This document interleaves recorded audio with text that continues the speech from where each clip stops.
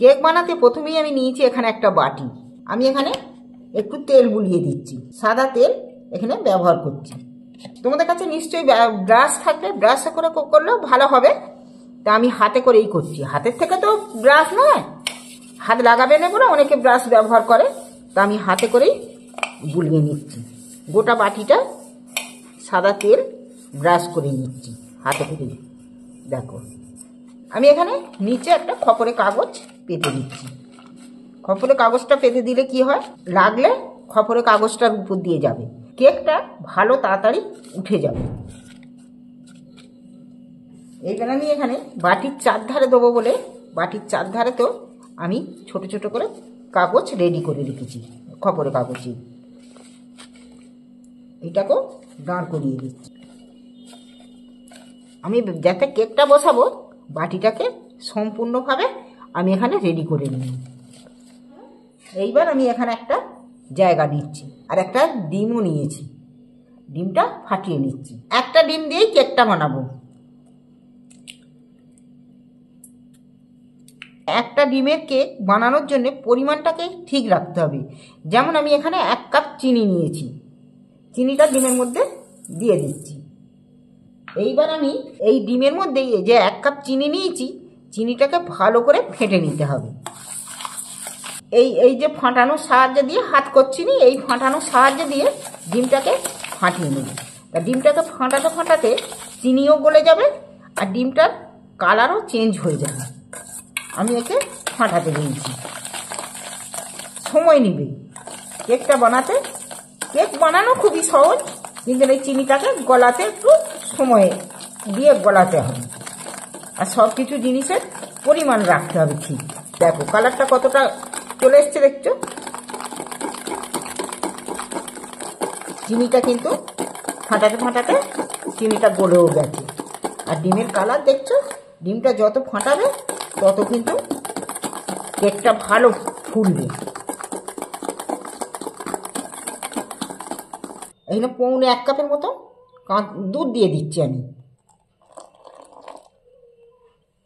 এখানে 1/2 কাপ সাদা তেল দিয়ে দিচ্ছি, যে রান্নার সাদা তেল, আমি সেই তেল 1/2 কাপ দিয়ে দিচ্ছি এর মধ্যে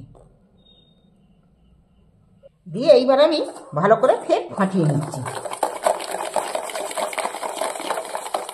এইবার আমি এতে 2 কাপ ময়দা মেপে মেপে নিয়েছি, ভর্তি ভর্তি করে। যে কাপে চা খাওয়া হয়, যেই কাপে চিনি নিয়েছি সেই কাপেরই ময়দা নিয়েছি। আর এখানে বেকিং পাউডার 1 চামচ এর সাথে দিয়ে দিচ্ছি, ময়দার সাথে দিয়ে এইবার আমি ময়দাটা নেড়ে চেলে নেব। কেন ময়দার মধ্যে হাওয়া লেগে থাকে, ডেলা ডেলা হয়ে যেতে পারে। এটা চেলে বের করে নিচ্ছি, কিছু থাকলেও আটকে যাবে ডেলা থাকলে, আর এটা চেলে নিলে ভালো এটা হবে। এবার আমি আবারও এইটার সাহায্যে ফাটিয়ে নেব। এইটা যত ফাটাতে পারবে তত জিনিসটা ফুলবে, পঞ্চের মতো হবে। দেখো কতটা আটার মতো হয়েছে। এইবার আমি আরও 1/2 কাপ দুধ এখানে আমি ব্যবহার করছি। তাহলে এটা একটু আঁট হলে কিন্তু হবে না, এটা ঠিক নিয়ম মতো রাঁধতে হবে। দেখো এটা চারধার থেকে নেড়ে নেড়ে নেড়ে নেড়ে, খুব পাতলা করলেও হবে না আর খুব আঁট করলেও হবে না, ঠিক মিডিয়ামে আনতে হবে কি। দেখো এখানে আমি লেবু নিয়েছি, লেবুও নিশ্চয়ই প্রত্যেকের ঘরে থাকবে। লেবুটা আমি নিয়েছি কেন না, এতে ডিম দেওয়া আছে, ডিমের একটা গন্ধ আছে, সেই ডিমের গন্ধটা কাটানোর জন্যে এখানে আমি নিয়েছি পাতি লেবু। লেবুর রসটা আমি এতে নিংড়ে দিচ্ছি, তাহলে সেন্টটা ভালো আসবে, খেতেও কিন্তু ভালো হবে। আমি লেবুর রসটা কিন্তু খুব ভালো করে নিংড়ে, অনেকটাই রস হয়েছে, সবটাই দিয়ে দিয়েছি, 1/2 লেবু। এইবারও আমি ফাটিয়ে নিচ্ছি, তাহলে লেবুর গন্ধটা দারুণ লাগবে। তো দেখো ফাটানো আমার পুরো রেডি। বাটারটা কিন্তু খুব সুন্দর হয়েছে, না ঘন আর না পাতলা। এবার এইটাকে আমি সরিয়ে দিয়ে এখানে মোরব্বা নিয়েছি। এই মোরব্বাটাকে আমি একটু ছোট ছোট করে ছুরি দিয়ে কেটে সাইজ করে নেব। তোমরা পারলে এটা যদি পছন্দ করো তাহলে দিতে পারো, দিলে এই আর কি খেতে ভালো লাগবে। এটা একটু ছোটো ছোটো করে সাইজ করে নিচ্ছি আমি। তবে এই বাটারে দুগুনি এটা আমি উপরে ছড়িয়ে দেবো। বাটিটার মধ্যে আমি আরও একটু সাদা তেল পেপারটার উপরে লাগিয়ে নিচ্ছি, এগুলো খুলে নিই।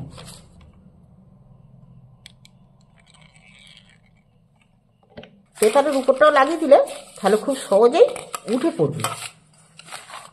এইবার আমি বাটারটা কিন্তু ফের ফাটিয়ে এইবার কেকের বাটির মধ্যে ঢেলে দিচ্ছি।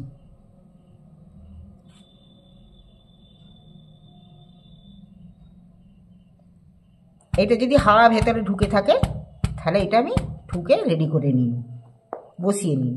এইবার আমি মোরব্বাগুলো একটা একটা করে চালিয়ে দিয়ে দিচ্ছি। এখানে আমি একটা কুকার নিয়েছি, কুকারের ভেতরে এবার আমি বাটিটা ঢুকিয়ে দিচ্ছি।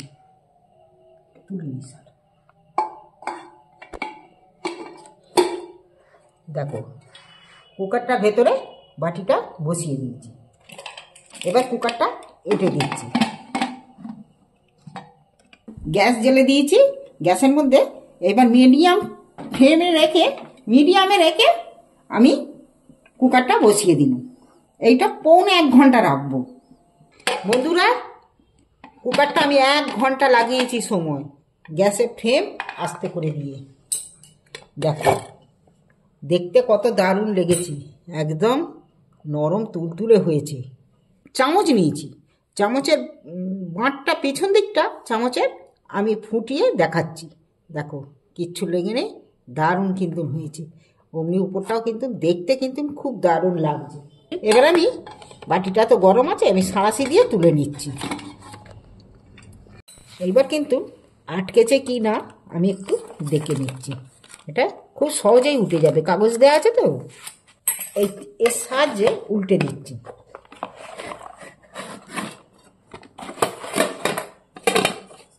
দেখো এবার আমি কাগজগুলো ছাড়িয়ে ফেলছি। আর কাগজ তুলে তারপর তো যাবে। এটা কিন্তু কেকের পিছন দিকটা একদম দারুণ হয়েছে। দেখছো কতটা নরম তুলতুলে হয়েছে। হ্যাঁ, কেকটাকে একটু কেটে দেখাচ্ছি।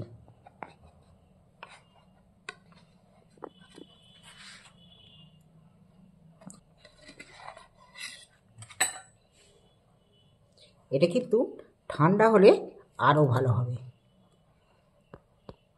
দেখো কতটা নরম হয়েছে বলে তো, দেখছো একদম নরম তুলতুলে।